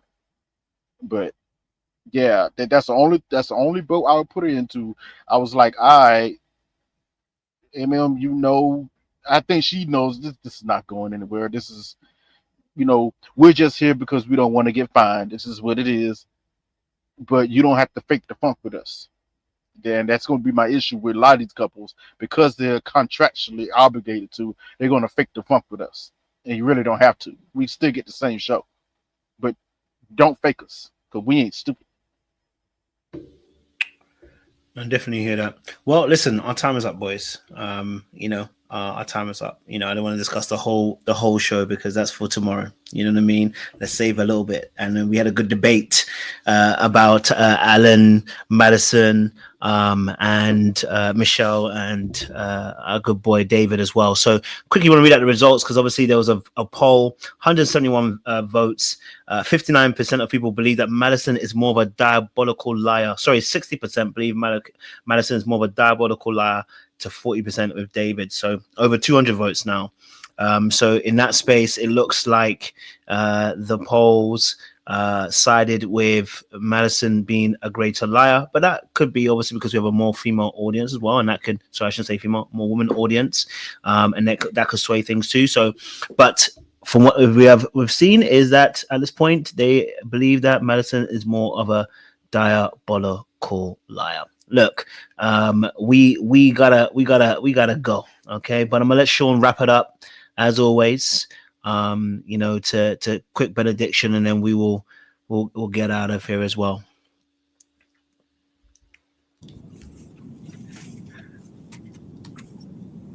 All right. So listen, we had a spirited debate around who's right and who's wrong, or who's more wronger and who's more righter. But I think we all can agree a lie is a lie. And, you know, we should always err towards being honest, you know, and if in your relationships, especially those that are committed relationships like a marriage, we shouldn't be lying, and we definitely shouldn't be cheating. And if we're not getting our needs met, then the way to get that fulfilled is to tell the person. And if the person is unwilling, then we move on to the next. But we shouldn't be double dipping in life and in our chips. Back to you, Coach. Thank you very much, Sean. We'll be back tomorrow, ladies and gentlemen, at 8 p.m. EST, I believe it is as well. We'll be talking, obviously, about Married at First Sight, US, and we'll have both men and women. So if you want to come up on the panel and have your say, if you enjoyed today, but you wanted to say something, then tomorrow is going to be the great day to come in and have your say. So 8 p.m. EST will definitely have a greater conversation with more people on the panel as well. Just to let you guys know again, Monday nights are going to be an amazing night for me on TikToks. Come and join us. Listen, I get a lot of African people actually from my TikTok, so it's quite interesting to have a different pool of people with different, I guess, ideas when it comes to relationships. So we're starting a new series on 5 p.m. EST on TikTok. Come in. If you're a TikTok person, you can contribute if you want to contribute, be involved in the panels. We're having like a 2-hour session. We're just going to be talking about relationships and stuff. So should be a bit of fun as well going on. Obviously, in February on Saturday nights, we'll be back with our Ready to Love panels as well. It's been a long wait. It's been almost a year. It feels like it's been a year or something since we had the last one. So Saturday nights are about to be explosive as well. I need to find a way how to even get a panel probably on family and fiance, because I think that'll be really good as well. And I'll definitely plot Love is Blind as well. So we'll probably have about 3 panels for Love is Blind, because I think you'll have after the first 5, after the next 5, and then the reunion one as well. So I'll plot that so we know what date that's going to be as well. So it might be maybe early on the day or whatever, who knows, but we're definitely going to have a lot more time for you guys as well for panels and stuff for you guys to get involved and say. Shout out first and foremost to El Cid. She sent out these fire emojis. I know you can't see it here because it's just as a word, but if you're on if you are on the YouTube, then you can see the actual emojis. She sent me some emojis I was meant to put up for time and I ain't done it, but I finally managed to do it. So shout out to El Cid for sending them to me. Listen, if anybody else has got the artistic hand, by all means send me some emojis. I will make it a part of the members only so you guys can use it as well. It's all part of the community and having fun as well. So shout out to El Cid. Thank you very much. I know she said I shouldn't celebrate her, but I'm going to as well. So on Friday nights, Jay and El Cid will be doing RTL as well. So from February time on a Friday night, Jay and El Cid will be going live as well. From this Sunday and Sundays, every Sunday I will be doing Married at First Sight Australia. I gotta find some time for all these shows, so I gotta sneak it in for you guys. So Married First Sight Australia We're doing the weekly breakdowns for that show. I've been keeping up with it. I just can't do every day. I just can't lie to you to do videos. It takes a lot of time and energy from me, but a weekly one will definitely do for you guys as well. So look out for those as well. But listen, it's been absolutely fun today. It's been amazing. Okay. All right. And it's been really intriguing to hear different points of view. It's nice to see the men back together again as well, talking about some real stuff. You know what? We'll definitely have to start fitting in some very men panels about relationships aside these TV shows. I know some of the ladies said that we shouldn't, but I think we should. You know what I mean? It'd be good to get the men on board. But listen, audience, I'm gonna love you. I'm gonna leave you. Do you know what? I'm not feeling tired. I might have come back a little bit later. Maybe come back and do another live. I don't know. You know what I'm saying? Just something to just ginger us tonight. You know what I'm saying? So we'll see how I've gone. But listen, yes. Who's got a mic? Yes, Sean, you want to say something? Just justice for Thomas. I left that out of my my benediction. Justice for Thomas, because you want to hear some unbalanced feedback for Camille. I have some of that for tomorrow. So That poor justice man for about to be in Thomas, 'cause purgatory. that ain't right. How she's doing him on a lot of fronts. It just said the lack of reciprocity. This brother. Justice for Thomas. That's it. He's That's on all. maximum munch right now. He's man. Oh my God. Justice for that man. Jesus Christ. That brother. He getting fleeced by the young chicks. He getting fleeced. You know what? I can't wait for tomorrow, because honestly, I think we'll start off with Thomas. Because you can't be munching and not getting no munch back. That's crazy work. Crazy in 2025. Crazy work. Can't happen. I ain't no way. I didn't think it would happen, but it happened with him. Man. The way she talking, she didn't even kiss it. The way she talking, that's what I'm trying to say. Kiss it. You know like what? You didn't blow on it. I can't even lie to you. I'm alive. I'm gonna have to live a live after this just for Thomas, because I can't lie to you. I'm just saying. I've heard that if a girl don't even want to do that for you, it's probably long. That told me a lot. She really don't like you. She for like her husband. She wants to whip him, tie him, beat him up, jump on his back, and tell him, "Oh, you're gonna have to wait a little bit later till I get more comfortable for that." Call that man a BIT. But we're gonna wait. Y'all thought that, right? We're gonna wait on the fellatio of it all. Y'all disrespectful. Right? Disrespectful. Oh, I was pissed at her before for the swagger. I'm really pissed at her now. I think I need to do a live after this live for Thomas. I can't lie to you. She want to YN. She want to YN. Yo, she want to. She does. She want a rough neck. You know what? I've come to you guys' side. I can't lie to you. I won't even lie to you. My God, that was nasty work. I was like, Thomas, don't take that. She called you a BITCH, then laughed about it because she got away with it. Listen, you know what? Y'all got me gingered. I'm coming back in about 5 minutes because I need to talk about Thomas. I just remembered. As you said it, I said no. Yep. She was out here using a gun on his leg and everything, having a laugh and a joke. No, we're coming back in 5 minutes. Give me 5 minutes. I'm gonna do a new live because I can't. Because we're going to talk about it. So we'll be back. Guys, ladies and gentlemen, we'll be back in about 5 minutes. We're going to talk about Thomas specifically, because that one needs a specific breakdown on a high proportional level, separate from tomorrow. We're going to do one tonight. We need justice for Thomas. Justice for Thomas. Justice. That brother was getting used and abused in the room and putting a little ball in his mouth. You're my boy again now, Kojo. You're my boy again. Oh, I'm on your side. I'm not disowned.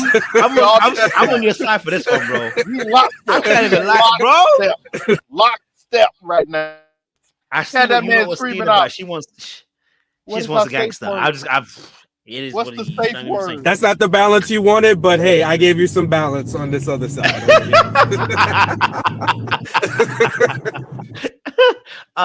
On that note, guys, I promise you, I'm actually gonna come back in 5 minutes. We're gonna do it. So listen, I'm gonna love you and leave you guys. Be back in 5 minutes. I'm gonna set up the live and we go again. Listen, just for about an hour. I won't do it longer than that because I want to keep it nice and short. But we're going to talk about Thomas specifically, and that's all. Thomas and Camille, because baby, it was a tragedy. All right, guys, we'll see you in about a few minutes. Stay locked, stay loaded. We'll see you again soon. My little black book. You know what time it